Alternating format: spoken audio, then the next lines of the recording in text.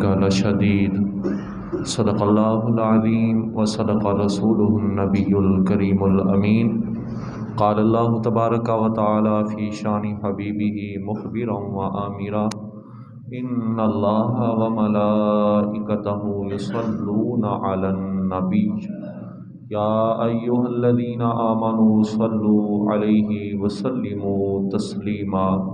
کوئی بھی زبان خاموش نہ رہے، بلند آواز کے ساتھ مل کر پڑھیے اللہم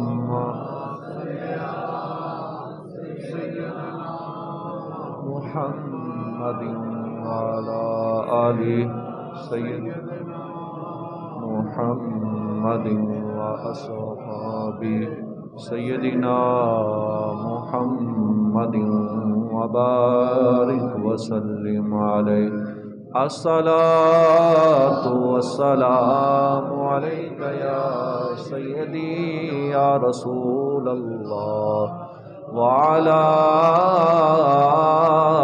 آلك وصحابك يا سيدي يا محبوب رب العالمين۔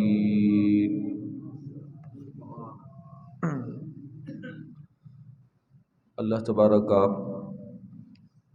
و تعالی کی حمد و ثنا کے بعد حضور سرور کائنات، فخر موجودات، شان دو عالم، جان دو عالم، روح کائنات، فخر الرسل، نبی کل، ہادی السبل، دانائی حضور، عرب دے محبوب، امت کے پیارے، احمد مجتبی جناب حضرت محمد مصطفیٰ صلی اللہ علیہ وآلہ وسلم کی بارگاہ میں ہدیہ درود شریف کا نذرانہ پیش کرنے کے بعد نہایت ہی واجب الاحترام ادب کے لائق نمازی حضرات، السلام علیکم ورحمۃ اللہ وبرکاتہ۔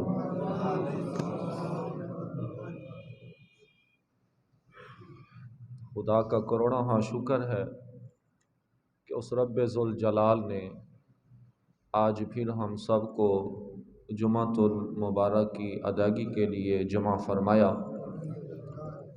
دعا گواں کہ خالق کائنات اے بابرکت دن اساں سارے واسطے بخشش دا ذریعہ بنائے۔ مجھے کہا یہ جاتا ہے کہ جب درود پاک پڑھا جاتا ہے تو آپ درود پاک کے فضائل کے متعلق بھی کچھ ذکر کر دیا کریں، لیکن جس محبت سے کہتے ہیں اس محبت سے پڑھتے نہیں ہیں، اس محبت سے پڑھتے نہیں ہیں، اس جذبے سے پڑھتے نہیں ہیں۔ حدیث پاک کے اندر آتا ہے پیارے آقا صلی اللہ علیہ وآلہ وسلم صحابہ میں تشریف فرما تھے اور درود و سلام کے فضائل ارشاد فرما رہے تھے۔ ایک صحابی رسول صلی اللہ علیہ وآلہ وسلم کھڑے ہوتے ہیں، عرض کرتے ہیں ہاتھ باندھ کر، یا رسول اللہ صلی اللہ علیہ وسلم اگر درود پاک کی اتنی فضیلت ہے تو میں فرائض، واجبات، سنت، نوافل ادا کرنے کے بعد مثال کے طور پر میرے پاس 1 گھنٹہ بچتا ہے، اور اس 1 گھنٹے کے اندر میں اپنے ایک وظیفے پڑھا کرتا تھا۔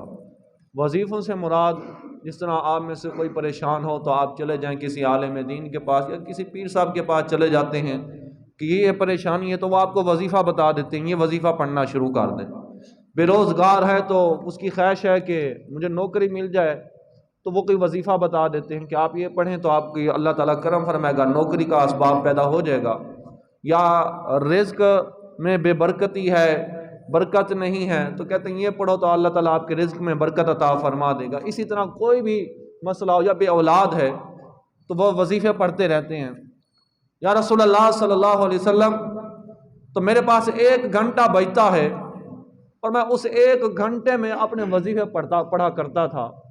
اگر اتنی فضیلت ہے تو آج کے بعد میں ایسا کروں گا کہ اس 1 گھنٹے میں سے 45 منٹ میں اپنے وظیفے پڑھا کروں گا، باقی جو 15 منٹ بچیں گے ان 15 منٹ کے اندر میں آپ پر درود و سلام کے نذرانے پیش کیا کروں گا۔ میرے مصطفیٰ کریم آقا علیہ الصلوۃ والسلام آپ نے فرمایا اے میرے غلام اگر تو ایسا کرے تو اچھی بات ہے، اگر تو اور زیادہ پڑھے تو تیرے حق میں اور زیادہ بہتر ہے۔ عرض کی یا رسول اللہ صلی اللہ علیہ وسلم پھر میں ایسا کروں گا کہ آدھا وقت میں اپنے وظیفے پڑھا کروں گا اور آدھا وقت آپ کی ذات پر درود و سلام کے نذرانے پیش کیا کروں گا۔ میرے مصطفیٰ نے فرمایا اچھی بات ہے لیکن تو اور زیادہ پڑھے گا تو تیرے حق میں اور زیادہ بہتر ہے۔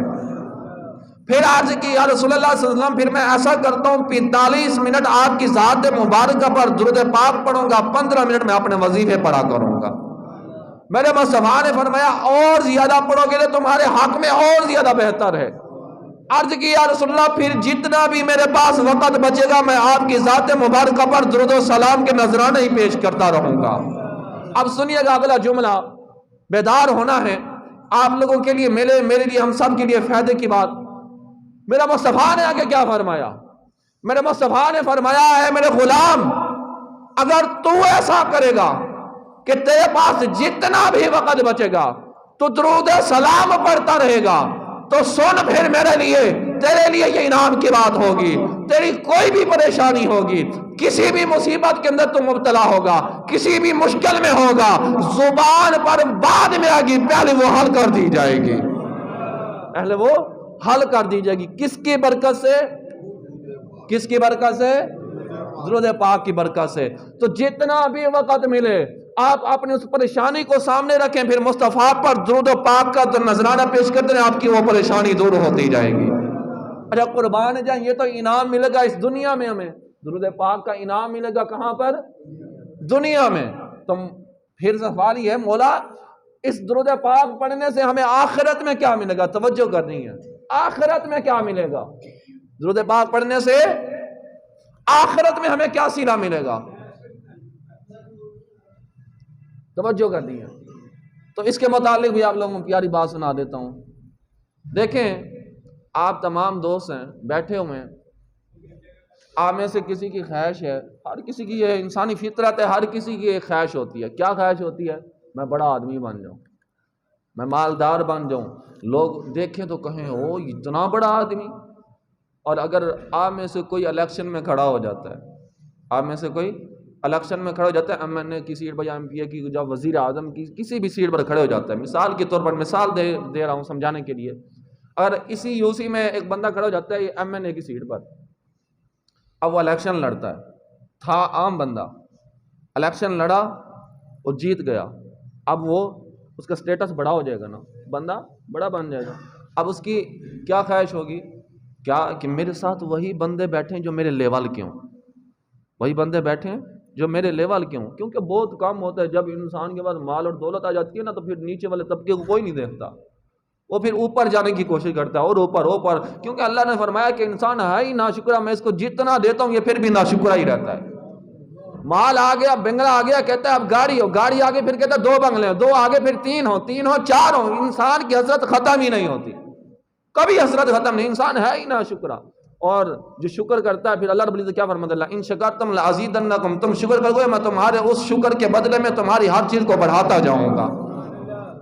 اب اس کا سٹیٹس بڑا ہو گیا، ایم این اے کی سیٹ پہ پہنچ گیا، اب اس کی خواہش کیا ہوتی ہے کہ میرے لیول کے بندے ہوں اور میں اچھے لوگوں میں اپنا بنگلہ بناؤں، اچھے لوگوں میں بیٹھوں، میرے سامنے آمنے سامنے جو آس پاس میں پڑوس میں رہنے والے ہوں بڑے بڑے لیول کے ہوں۔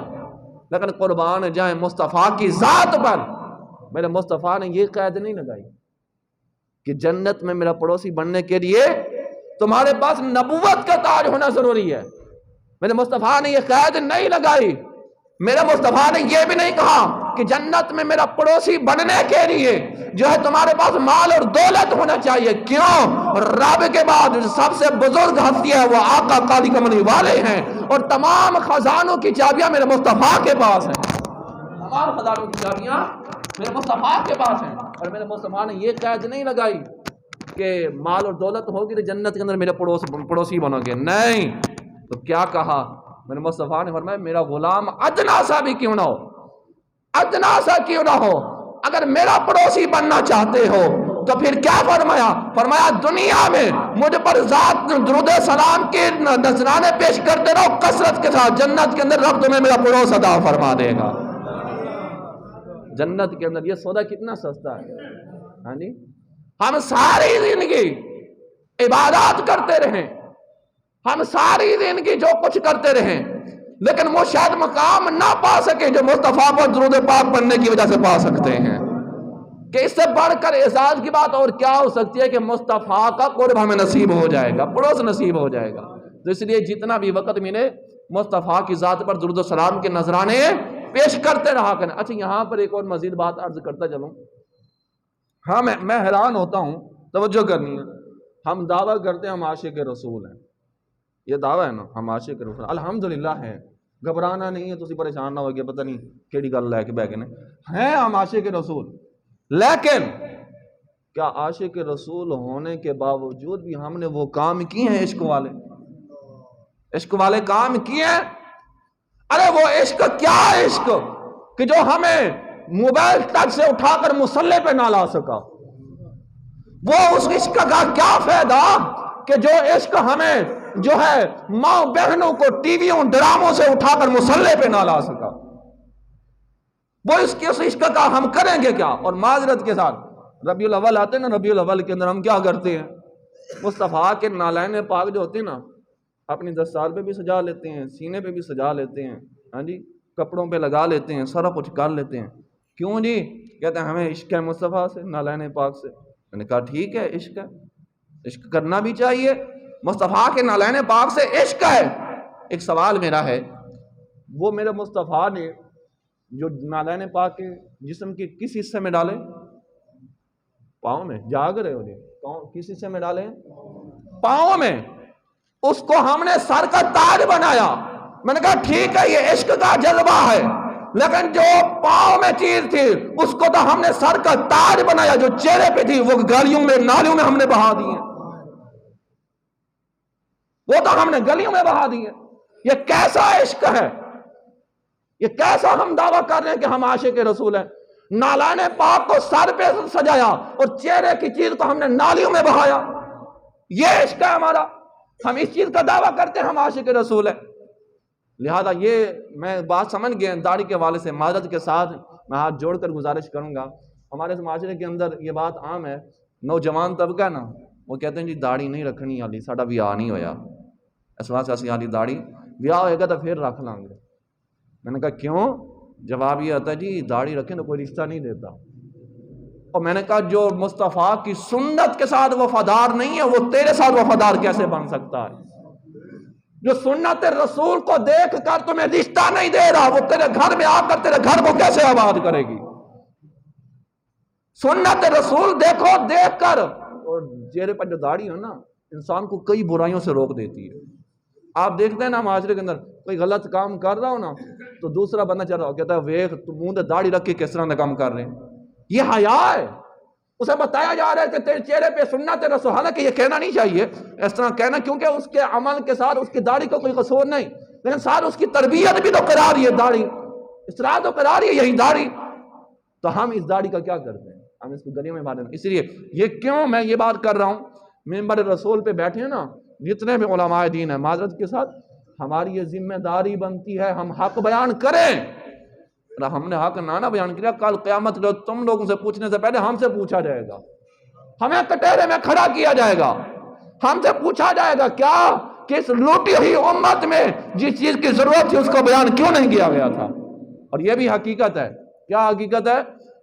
کہ ہم ممبر رسول پر یا اس کو بٹھاتے ہیں جو ہمارے لیے چسکے کی باتیں کرتے ہیں۔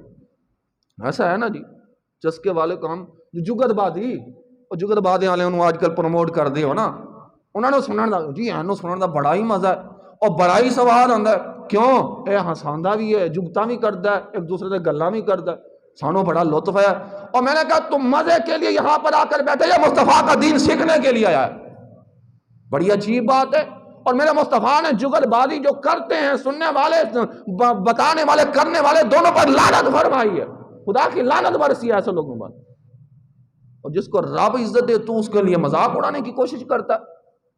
اور ہم اس دنیا کے اندر اپنی مرضی سے نہیں آئے. جاگ رہے ہو؟ نہیں جاگ رہے. ہم اس دنیا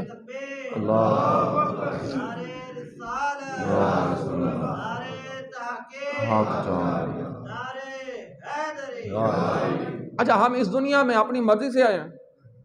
اپنی مرضی سے نہیں آئے تو کس کی مرضی سے آئے ہیں؟ اچھا اس جہان میں آنے سے پہلے بھی ہم ایک جہان میں رہ چکے ہیں.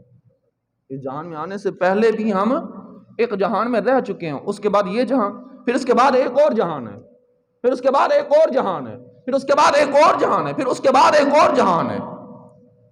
آپ کسی عالم دین سے پوچھیں، سوال کریں کہ ہم اس جہان میں آنے سے پہلے کس جہان میں رہے ہیں، تو وہ آپ کو بتائیں گے ہم عالم ارواح میں رہے ہیں.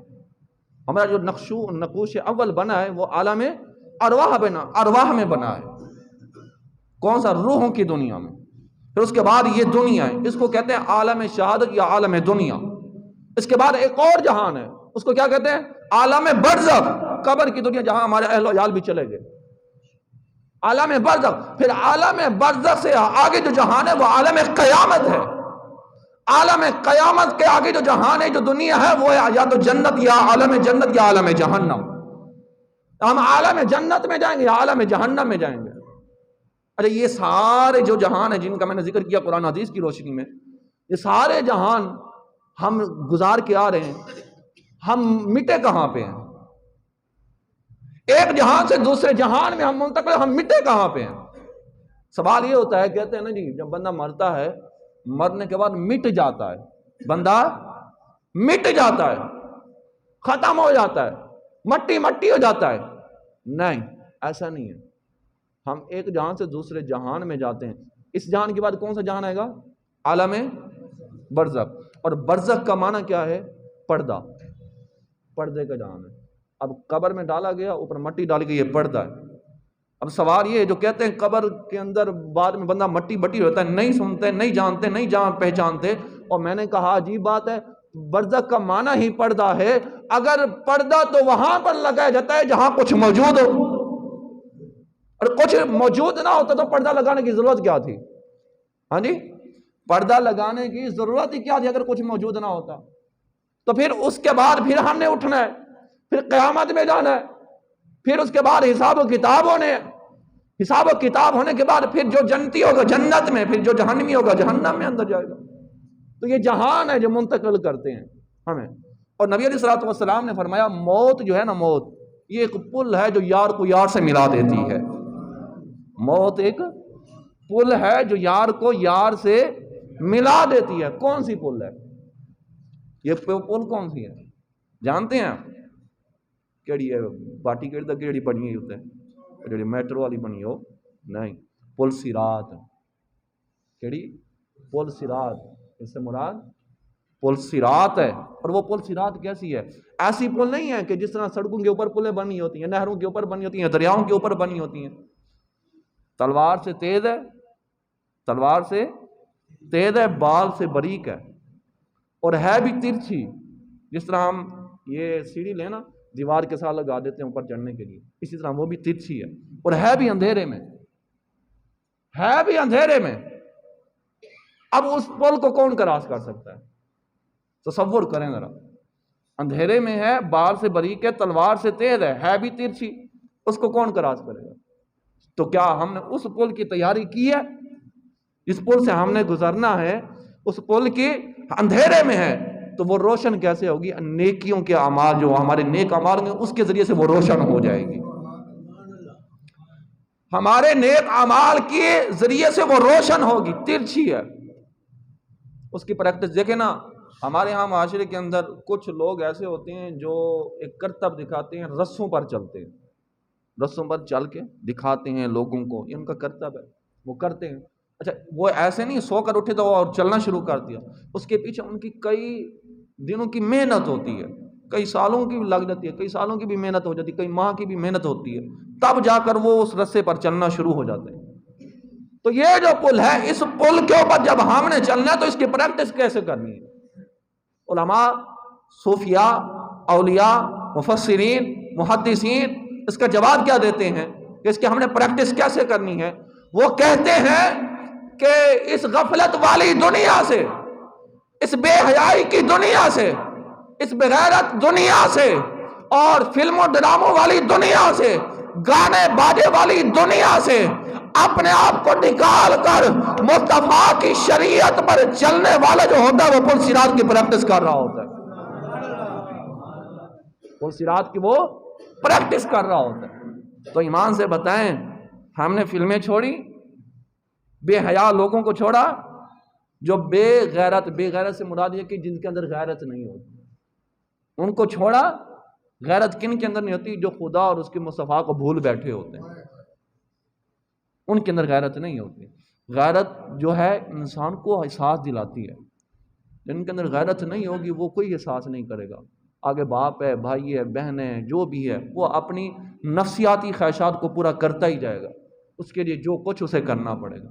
ہم نے ان کو چھوڑا، ہم نے نہیں چھوڑا، گانے باجے چھوڑے، گانے باجے والوں سے تعلق چھوڑا، بے حیا لوگوں سے تعلق چھوڑا، نہیں چھوڑا۔ تو جب ہم یہاں سے ان کو نہیں چھوڑ پائیں گے تو پل صراط سے چلنے کی ہم پریکٹس کیسے کریں گے؟ اور پل صراط سے گزرنے کی پریکٹس کرنی ہے تو پھر ان لوگوں کو ایسا ماحول چھوڑنا پڑے گا، تب جا کر وہ پل صراط سے آپ گزریں گے۔ اور محبوب جو ہے ایسے نہیں ملے گا، پل صراط کراس کرو گے تو ہی محبوب ملے گا، وہ پل کے پار ملتا ہے اور حقیقی محبوب ملتا ہے۔ اب اس کی تیاری ہم نے کرنی ہے۔ خدا را جو بھٹک رہے ہیں گلیوں میں، بازاروں میں، جو بھٹک رہے ہیں سینماؤں میں، جو بھٹک رہے ہیں جمعوں کے اڈوں پر، جو بھٹک رہے ہیں شراب خانوں میں، میں ان سے یہ کہنا چاہتا ہوں تمہاری اور میری منزل شراب خانہ نہیں، جمعوں کا اڈا نہیں، گلیاں بازار نہیں، بلکہ تمہاری اور میری منزل مدینہ المنورہ ہے، منزل مدینہ المنورہ ہے۔ سرکار کے اوصاف کا ہم اظہار کریں گے، ہم بے بکرم سید ابرار کریں گے۔ سرکار کے اوصاف وظیفہ ہے زباں کا، یہ جرم ہے اگر تو کئی بار کریں گے۔ جاؤ جو مدینے تو سنو کان لگا کر، میرے سرکار کی باتیں در و دیوار کریں گے، سر سجدے میں ہوگا، کھل جائیں گی زلفیں، اس امت کی بخشش کے لیے اصرار کریں گے۔ اور رب فرمائے گا ارفع راسک یا محمد، یہ قہر و غضب تو تیرے دشمنوں کے لیے ہیں، تیرے چاہنے والوں سے تو ہم پیار کریں گے۔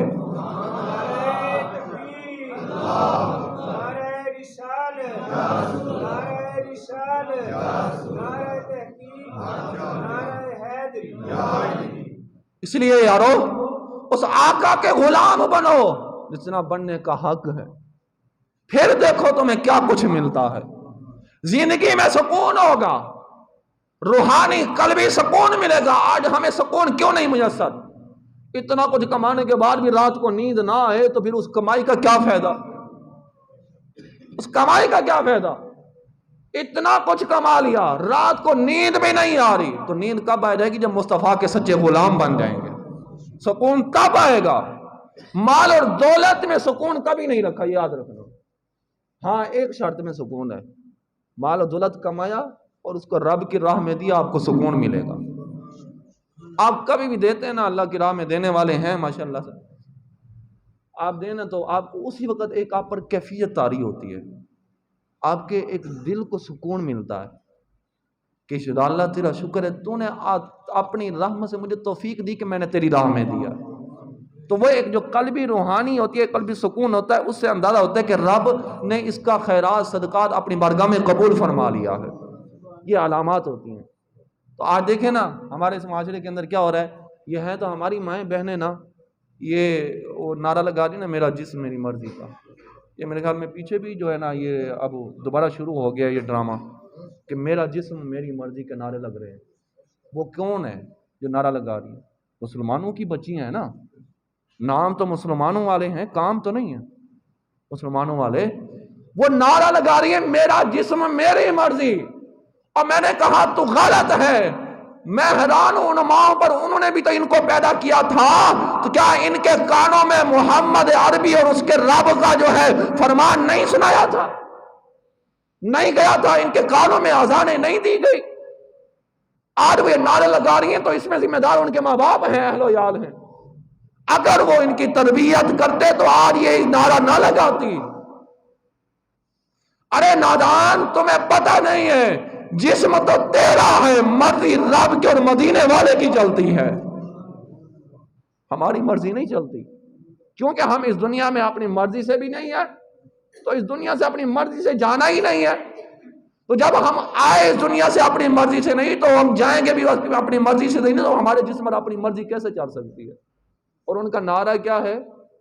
نعرہ یہ ہے جی، ہم لباس پہنے، آدھا پہنے ہماری مرضی، ہم پورا پہنے ہماری مرضی، نہ پہنے ہماری مرضی، ہم دوسروں کے ساتھ تعلقات قائم کریں ہماری مرضی۔ میں نے کہا یہ کہاں پہ کام ہو رہا ہے؟ یہ ملک پاکستان پہ جو نبی علیہ الصلوۃ والسلام کے نام پہ بنا ہے، اور حکمران خاموش ہیں، اس پر کوئی ایکشن نہیں لیتا۔ اگر آج بھی ناموس رسالت کی عزت اور ناموس کی خاطر کوئی نکلے تو گولیاں برسا دیتے ہیں، گولیاں برسائی جاتی ہیں، شہید کیا جاتا ہے، جو بے حیائی کا نعرہ لگاتے ہیں انہیں پروموٹ کیا جاتا ہے۔ یہ ہمارے حکمران ہیں آج وقت کے۔ تو ایسے حکمرانوں کو خدا را ووٹ دینے سے پہلے سوچنا ہے۔ اگر آپ لوگ ایسے لوگوں کو ووٹ دیں گے، کل قیامت کے روز ان سے تو پوچھا جائے گا، تم سے بھی پوچھا جائے گا، تم نے انہیں ووٹ دیا تھا، بتاؤ، ادھر آؤ، کٹہرے میں کھڑے ہو، اسے ووٹ دیا تھا، بتاؤ یہ کیا کر رہے ہیں۔ تو ووٹ دینے سے پہلے یہ چیز ضرور سوچنی ہے کہ آقا کا سچا غلام یہ، یعنی آخری واقعہ سناؤں اس کے بعد اجازت۔ حضرت مسلم بن عمرو رضی اللہ تعالیٰ عنہ، یہ بہت بڑے بزرگ گزرے ہیں۔ یہ فرماتے ہیں میں گھر میں ہی بیٹھا تھا، یوں ہی میرے دل میں خیال آ گیا۔ خیال یہ آیا کہ یہ جو قبریں نہیں کھودتے، قبر کھودنے والے، کہتے میں اس سے جا کر ملوں۔ وہ گئے قبرستان کے اندر، جو قبر کھودنے والے ہوتے ہیں، ایک بندے سے جا کر ملے، اس سے کہا کہ اب یہ کام کرتے ہوئے کتنا وقت ہو گیا؟ وہ کہتے میرا خاندان یہی کام کرتا ہے، ساری زندگی انہوں نے یہی کام کیا، مجھے بھی کافی عرصہ ہو گیا، میں بھی یہی کام کر رہا ہوں۔ وہ کہتے ہیں حضرت عمرو بن کہ آپ نے اس پوری زندگی میں کوئی عجیب واقعہ بھی دیکھا یا نہیں دیکھا؟ وہ کہتا ہے ایک منظر میں نے دیکھا ہے جس نے میری زندگی بدل کے رکھ دی۔ ماتے وہ بتاؤ کیا ہے؟ تو وہ اب منظر بتاتا ہے۔ وہ کہتا ہے میرا کام ہے کہ میں معمول کے مطابق آتا ہوں، روزانہ کی 3 قبریں بناتا ہوں، 3 قبریں بناتا ہوں، اور وہ کوئی آ کر مجھ سے خرید لیتا ہے، میری مزدوری مجھے دے دیتا ہے، پھر وہ بک جاتی ہیں تو پھر اور 3 بنا لیتا ہوں۔ ایک دن وہ کہتے ہیں روٹین کے مطابق میں آیا، قبریں میں نے 2 کھودی، تیسری کھودنے لگا تو اس قبر سے میں سے مجھے تپش محسوس ہوئی۔ کہتے ہیں نہ چاہتے ہوئے بھی میں نے اس قبر کو کھود دیا۔ جب اس قبر کو کھودا، اب میں جھاڑی تھی، جھاڑی کے اوپر کپڑا ڈال کے نا میں انتظار میں بیٹھ گیا کہ دیکھتا ہوں یہ قبریں مجھ سے کون خریدتا ہے۔ آ کر انتظار میں بیٹھا تھا، جیسے ہی قبریں میں نے مکمل کی، جھاڑی کے نیچے بیٹھا، اچانک میں کیا دیکھتا ہوں کہ آسمان سے 2 سفید پوش نورانی چہرے والے گھوڑے پہ سوار ہیں، وہ نیچے آتے ہیں، وہ گھوڑے سے اترتے ہیں اور قبر کی ایک جانب آ جاتے ہیں، پہلی قبر پر آ جاتے ہیں جو میں نے پہلی بنائی۔